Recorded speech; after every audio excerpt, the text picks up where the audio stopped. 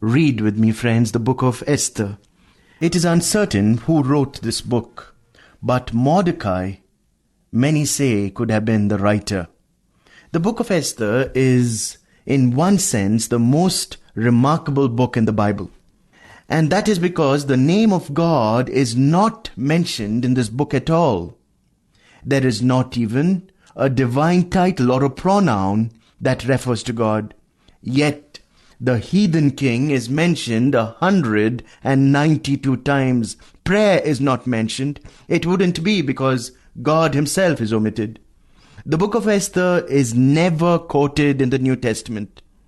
There's not even a casual reference of it. But the superstition of the heathen is mentioned. The good days, and we'll be introduced to a pagan heathen court of a great world monarch who ruled over the then known world for several splendid years. This is indeed an unusual book. It is an unusual book for another reason too. It is named after a woman. Actually, there are only 2 books in the Bible named after women, Esther and Ruth. The theme of both these books is romance. The theme of both of them is redemptive romance. It is a love story. We love him because he first loved us. He gave himself for us because he loves us. The book of Esther is also the romance of providence. God directs his material universe in which we live today by his providence. In fact, it's the way he directs all of his creation. In the book of Esther, God has hidden his face from them. But we can say God stands in the shadows, keeping watch over his own. So the book of Esther, friends, gives us a record of a group of people outside of God's holy will. Now, when Cyrus made the decree, after the 70 years of Babylonian captivity, that the people might return to the land, not all of them returned. Less than 60,000 returned. And we have had the record of that in Ezra, Nehemiah, and in the 2 prophetic books, Haggai and Zechariah. But what about the largest segment that did not return from the land of captivity to the land of freedom? We have a similar condition even today. When we speak of the nation of Israel, well, there are probably 2 million who have returned there. But there are actually 16 million who are scattered throughout the world today. So that actually the majority are out of the land. What is evident, and I use it merely as a parallel to illustrate what it was in that day, several million of these people did not return to the land after the decree of Cyrus. Do we have any record of the people, this large number, that did not return to the land? Yes. And that record is the book of Esther.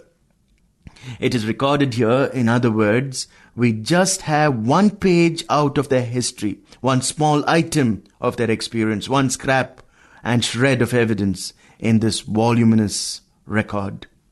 This little book of Esther becomes all important for this reason. What happened to those who were taken into captivity and did not return to the promised land? In this book, we see God in a new way. Although the people are not in his will, we see God in his faithfulness directing them. How? Purely by his providence. The book of Esther provides us with the greatest illustrations of the providence of God. Although his name is never mentioned, we see his providence in each and every page of this wonderful little book, the book of Esther. The first chapter opens out with a history of the pagan nation, a pagan nation which is inserted into the Word of God for a very definite purpose, to teach the providence of God, the history of a Gentile pagan nation. We shall see this as we turn the pages of the story. It begins with the law of a heathen kingdom, and then a difficulty, matrimonial difficulty. It was a very personal affair that arose in the kingdom, but it had international repercussions. Esther chapter 1 verse 1. This is what happened during the time of Xerxes. The Xerxes who ruled over 127 provinces stretching from India to Kush. Kush is Ethiopia. First, we should understand that Xerxes is not the name of the man but the title. It means High Father or Venerable King, as the word Caesar is a title and does not identify a man. So is Xerxes. It does not identify this Persian king in secular history. There is quite a divergence of opinion concerning his identity. Xerxes is the man who made the last great effort of the East to overcome the West. It was a tremendous effort. And Xerxes reigned over a kingdom, a great empire from India to Ethiopia, Kush. It extended throughout the Mediterranean, the Fertile Crescent, which was at the very heartland of the world. Verse 2. At that time, King Xerxes reigned from his royal throne in the citadel of Susa. And in the 3rd year of his reign, he gave a banquet for all his nobles and officials, the military leaders of Persia and Media. The princes and the nobles of the provinces were present. Verses 2 and 3. This banquet that we just read of here in verses 2 and 3 would pale into insignificance anything that man might attempt in our day. Imagine the invitees. There were 127 provinces in his kingdom.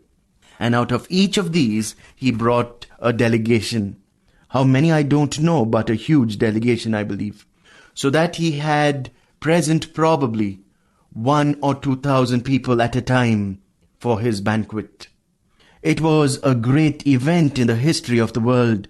How can God get in on a scene like this? How can God get into a scene like this?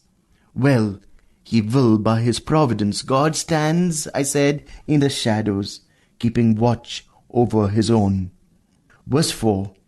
For a full 180 days he displayed the vast wealth of his kingdom and the splendor and glory of his majesty. His kingdom and his majesty. He displayed the vast wealth of his kingdom, the splendor and the glory of his majesty. The banquet revealed the wealth, the luxury, and the regal character of this oriental court. The reason for this seems quite obvious. He had called in all of his princes and all of his rulers from every corner of his kingdom that he might win their wholehearted support for the military campaign to capture Greece and to make himself the supreme ruler of the world of that day. And of course, he almost succeeded in that attempt. Xerxes wanted his princes and rulers to know that he was able to pay for the war he was contemplating. He displayed the wealth of his kingdom by giving this great banquet, this great pagan feast. The banquet was pagan from the beginning to the end, completely godless. When these days were over, the king gave a banquet lasting 7 days in the enclosed garden of the king's palace, for all the people from the least to the greatest who were in the citadel of Susa. Xerxes brought the banquet to a climax in the last 7 days. Apparently, he brought in a great number of people for the final 7 days in the court of the garden. The garden had hangings of white and blue linen, fastened with cords of white linen and purple material, to silver rings on marble pillars, hangings of white and blue linen, cords of white linen and purple material, to silver rings on marble pillars. Can you imagine it? There were couches of gold and silver on a mosaic pavement, of porphyry, marble, mother of pearl, and other costly stones.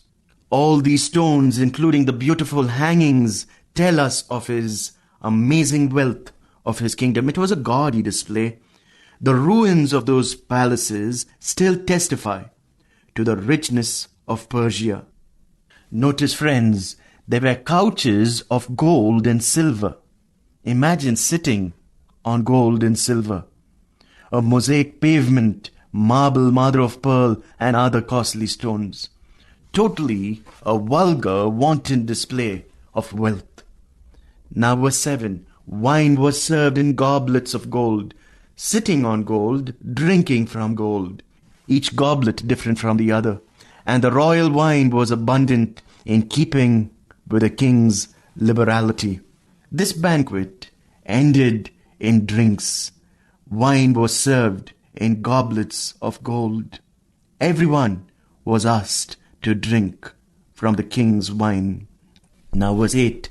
By the king's command, each guest was allowed to drink in his own way. For the king instructed all the wine stewards to serve each man what he wished. Once again, each guest was allowed to drink in his own way. I wonder what it meant, but I think each guest, whatever drink he wanted to drink, he could drink. Even these pagan, oriental rulers who had absolute sovereignty never forced anyone to drink, although they themselves were given to it, like this man Xerxes was. We shall see how he retards because of his drinking. Now you notice verse 9. Queen Vashti also gave a banquet for the women in the royal palace of King Xerxes.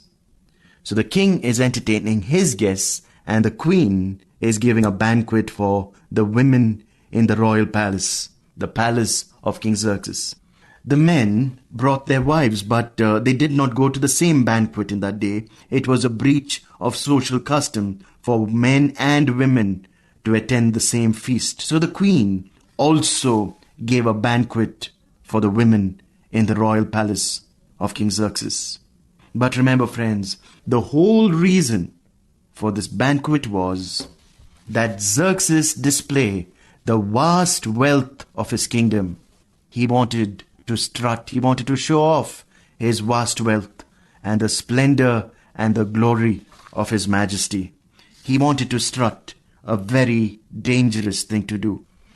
Just when we think we finished off pride, just when we turn to accept the congratulations, pride, my friend, stabs us in the back. We should never consider pride dead before we are. Kill pride before pride kills you. God bless you.